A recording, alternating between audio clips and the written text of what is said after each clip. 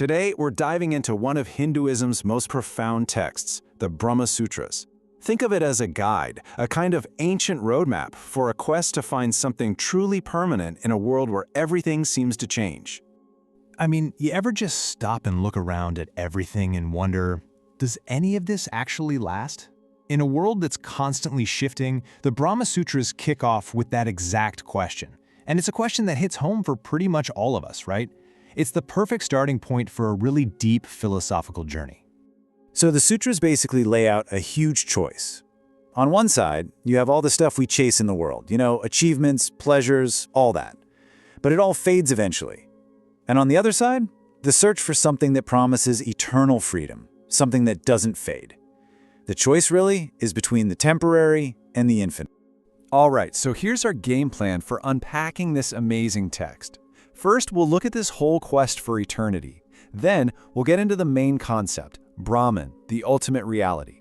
After that, we'll explore what the sutras say about the soul's true nature, check out some of the philosophical debates it sparked, and finally land on the path to liberation itself. So first things first, why even go on this quest? I mean, what's the point? Well, the Brahma Sutras, written by the sage Sri Vyasa, are sometimes called the science of the soul. They're literally designed to be the framework for this exact investigation. Okay, so what exactly are the Brahma Sutras? Think of them as a super focused, deep dive into the Upanishads, which are really the philosophical core of the Vedas. And here's the really cool part. This isn't just a bunch of abstract theory. The text is presented as an authentic record, almost like field notes, from the profound, direct spiritual experiences of these ancient seers.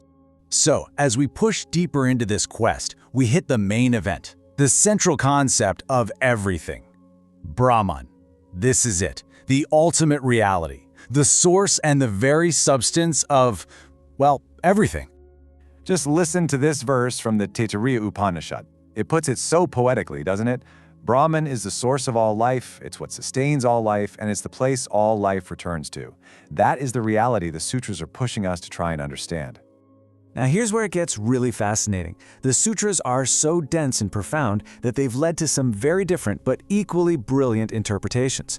For example, you've got Sankara's view, which says there's only one absolute Brahman. The world we see, it's kind of an illusion or Maya, and our individual souls, they're actually identical to Brahman. But then you have Ramanuja, who saw it differently. For him, Brahman is more like a personal god, and the world and our souls are totally real. They're distinct parts of that divine reality. These aren't just minor differences, they represent whole paths of philosophy and devotion that have flourished for centuries. Okay, so we've been talking about the massive, cosmic scale of Brahman. But now let's bring it all the way down to the individual. This quest for reality is also a journey inward, a quest to figure out the true nature of our own soul, the jiva. And the way the sutras describe the soul is just incredible. They say it's eternal, it's intelligent, and get this, it's atomic in size, and it lives in the heart. So you might be thinking, hold on, how can something so tiny power my entire body? And they have this beautiful analogy for it. It's like a single drop of sandalwood paste that can make your whole skin feel cool and refreshed. That's how the soul's consciousness spreads through our whole being. And crucially, the soul is a doer. It's an agent, which is why spiritual practice and our efforts actually matter.